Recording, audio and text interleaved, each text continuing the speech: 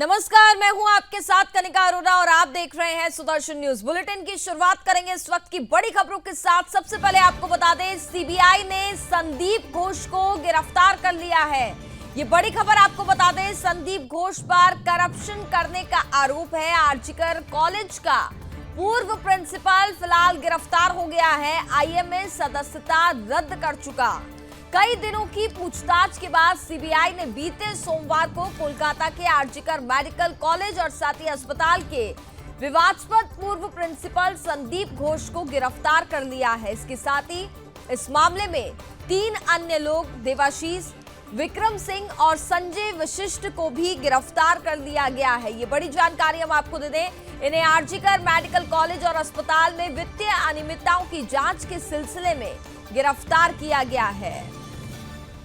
तो आपको बता दें कि लगातार सीबीआई पिछले कई दिनों से संदीप घोष से पूछताछ कर रही थी कई मामलों को लेकर के, और ये मामला करप्शन का बताया जा रहा है। संदीप घोष पर करप्शन करने के कई आरोप हैं, जिसके चलते पूर्व प्रिंसिपल आरजीकर मेडिकल कॉलेज के उनको फिलहाल गिरफ्तार कर लिया गया है।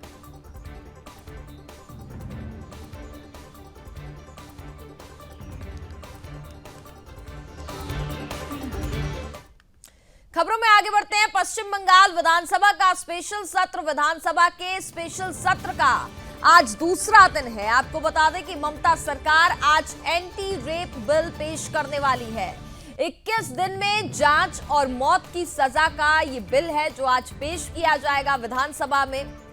कोलकाता में महिला डॉक्टर से दुष्कर्म और हत्या की वारदात के मद्देनजर बंगाल सरकार मंगलवार यानी कि आज विधानसभा के विशेष सत्र में एक संशोधन विधेयक पेश करेगी। इसमें दुष्कर्म के दोषियों को 10 दिनों में फांसी की सजा सुनिश्चित करने का प्रस्ताव है। दुष्कर्म विरोधी इस विधेयक का नाम अपराजिता वीमेन एंड चाइल्ड बिल 2024 है। इस विधेयक के तहत दुष्कर्म के मामलों की जांच 21 दिन में पूरी करनी होगी। बीजेपी ने घोषणा की है कि वो विधेयक का समर्थन करेगी। उधर विशेषज्ञों का मानना है कि राज्य कानून बना सकता है, लेकिन इसको राष्ट्रपति से मंजूरी आवश्यक है।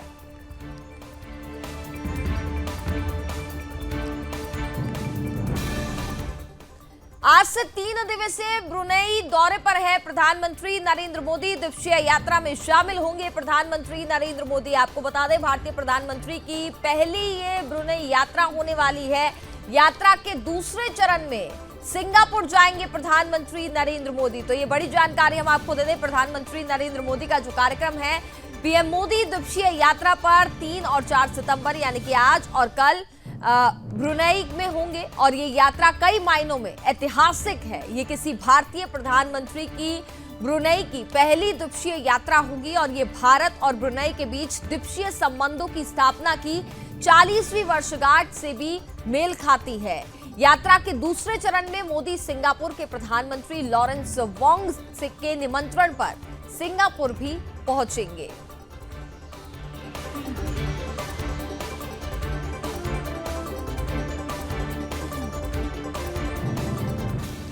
प्रधानमंत्री नरेंद्र मोदी की सदस्यता के साथ शुरू हुए बीजेपी के सदस्यता अभियान का लक्ष्य 10 करोड़ सदस्य बनाने का है।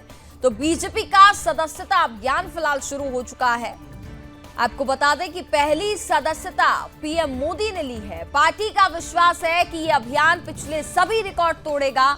यही नहीं, पार्टी के दिग्गज वक्ताओं ने बीजेपी को एकमात्र लोकतांत्रिक दल बताते हुए सदस्यता अभियान और संगठन चुनाव की रूपरेखा पर चर्चा की। पार्टी के राष्ट्रीय अध्यक्ष ने कार्यकर्ताओं से कहा कि सदस्यता अभियान पूरा होने के बाद बूथ से राष्ट्र स्तर तक संगठन के चुनाव होंगे। सदस्यता अभियान के शुभारंभ सत्र में पीएम का स्वागत करने के साथ ही राष्ट्रीय अध्यक्ष जेपी नड्डा ने कहा कि वर्तमान गृह मंत्री अमित शाह जब राष्ट्रीय अध्यक्ष थे तब उन्होंने सदस्यता अभियान को प्रमुखता से लिया था। देश भर में कार्यशालाएं भी हुई हैं।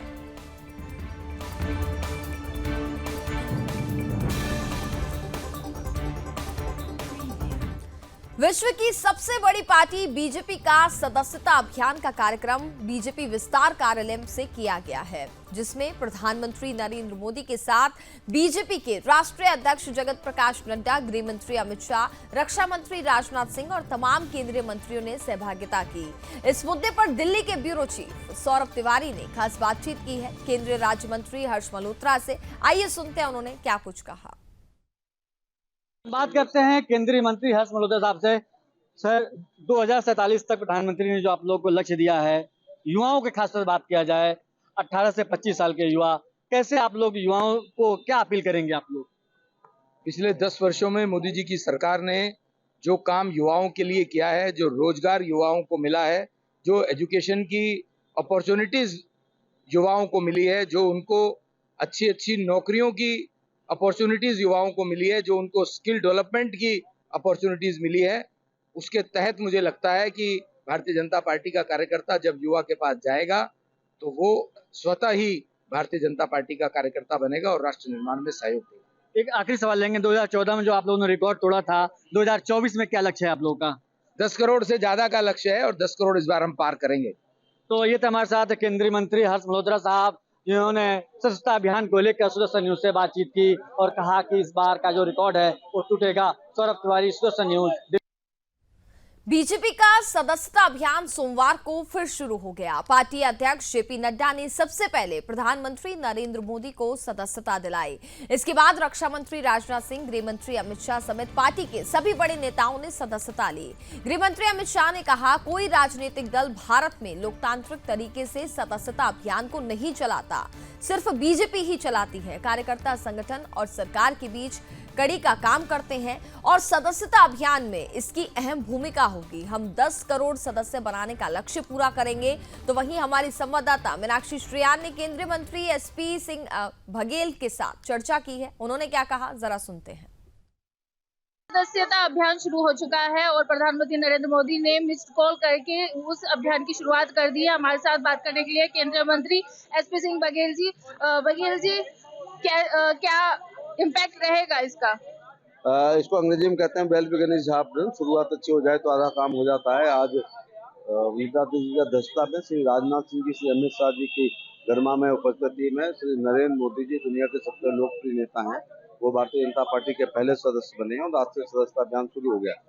माननीय प्रधानमंत्री जी ने ये भी कहा है कि जो बूथ अपेक्षाकृत पिछले चुनाव में कमजोर है, जिनको हम सी ग्रेड का कहते हैं, वहाँ सदस्यता की जाए तो आपके अनुकूल वातावरण में तो हो ही जाता है, प्रतिकूल वातावरण में। उन्होंने ये भी संदेश कार्यकर्ताओं को दिया है कि चाहे दुर्गम पहाड़ हो या द्वीप हो या जंगल हो या कोस्टल एरिया हो, शहर हो या देहात हो, जहाँ पिछले हों, आदिवासी हों, सामान्य वर्ग के हों, महिलाएं हों, सदस्यता अभियान की जाए। और जहाँ पर 2 राज्य मिलते हैं वहाँ पर भी हमें करना चाहिए और हमें अंतिम गाँव नहीं कहना चाहिए, उनको देश का प्रथम गाँव कहना चाहिए, जहाँ के सूर्य की किरणें पड़ती हैं। तो यह सर्वग्राही और सर्वस्पर्शी होना चाहिए। उन्होंने कहा इसी कालखंड में महिला आरक्षण आएगा, ये आपके लिए महत्वपूर्ण बात है, इसलिए आप उसके भागीदार होंगे। उन्होंने ये भी कहा है कि ये केवल पार्टी बड़ी नहीं होती है बल्कि परिवार बड़ा होता है और ये लोग पार्टी बड़ी नहीं करेंगे बल्कि विकसित भारत बनाने में नए सदस्य अपना सहयोग करेंगे। और उत्तर प्रदेश की अगर बात करें सर, तो उसमें क्या इस अभियान का कितना इम्पैक्ट रहेगा और क्या असर देखने को मिलेगा? इसमें इम्पैक्ट रहेगा। उत्तर प्रदेश देश का सबसे बड़ा सूबा है। जब वो सफल होता है तो देश सफल होता है, वो विफल होता है तो देश विफल होता है। वहाँ मेंबरशिप अच्छी होगी तो देश की मेंबरशिप अच्छी होगी। हम सभी बूथ से लेकर राष्ट्रीय अध्यक्ष परिश्रम की पराकाष्ठा बहा करके ये इस काम को करेंगे। बहुत बहुत धन्यवाद सर। तो ये थे हमारे साथ केंद्रीय मंत्री एसपी सिंह बघेल जी। मीनाक्षी श्रेयान, सुदर्शन न्यूज, दिल्ली। जम्मू कश्मीर विधानसभा चुनाव के लिए उम्मीदवारों की घोषणा के सिलसिले को जारी रखते हुए प्रदेश बीजेपी ने बीते सोमवार को 6 उम्मीदवारों की अपनी चौथी सूची जारी कर दी है। प्रदेश बीजेपी अध्यक्ष रविंद्र रैना को राजौरी जिले की नौशहर सीट से पार्टी उम्मीदवार बनाया गया है। रविंद्र रैना साल 2014 में इसी सीट से चुनाव जीतकर विधानसभा में पहुंचे थे। पार्टी ने उन्हें दोहराया है। वहीं बीजेपी ने अपने प्रदेश महासचिव और पहाड़ी नेता विबोध गुप्ता को राजौरी जिले में अनुसूचित जनजाति के लिए आरक्षित राजौरी सीट से उम्मीदवार बनाया है। इन सीटों के लिए दूसरे चरण में चुनाव 25 सितंबर को होना है। वहीं राजौरी जिले की इन सीटों के साथ कश्मीर की 4 उम्मीदवार भी मैदान में उतारे गए हैं।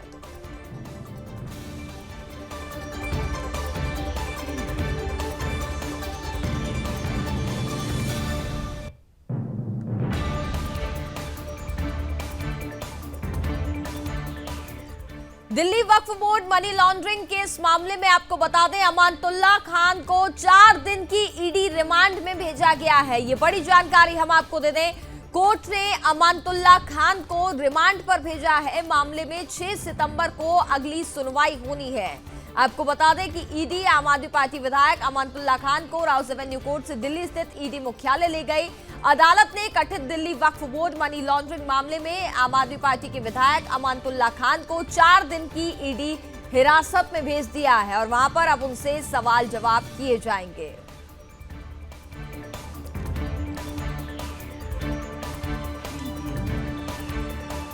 खबरों में आगे बढ़ेंगे। आम आदमी पार्टी के ओखला से विधायक अमानतुल्लाह खान के घर पर सोमवार सुबह ईडी की टीम पहुंची। उन्होंने एक्स पर पोस्ट साझा कर इस बात की जानकारी दी और जानकारी मिली है कि ईडी की टीम घंटों तलाशी के बाद अमानतुल्लाह खान को गिरफ्तार भी कर चुकी है।